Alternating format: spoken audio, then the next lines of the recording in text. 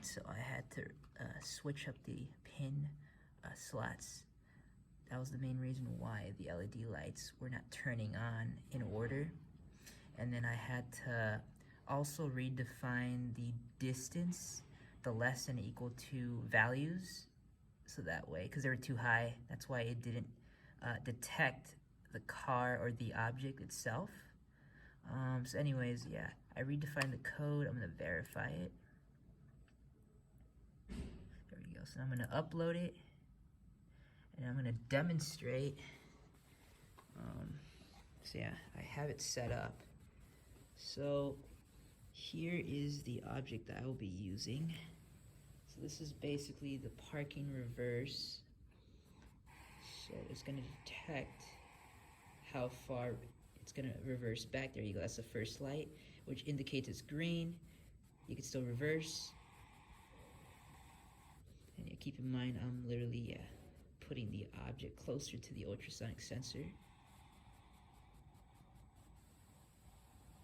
There you go. And yeah, those two yellow lights turned on.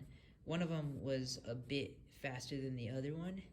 For some reason, that green one, the second LED one, which is green, didn't turn on. I'm still trying to figure that out.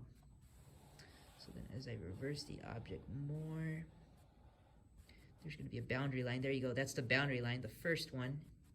And the final one, it'll turn on. There you go.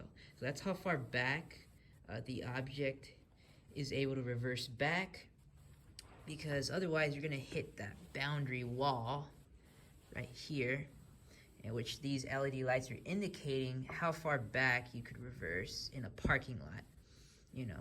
And we're just basing it off of just one parking lot, because we could do like, you know, all the parking lots in the, for example, where we park at in the parking garage.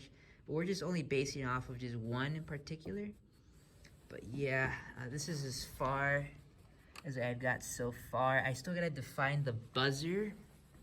I definitely gotta put the code for the buzzer and also putting it on the right, slots.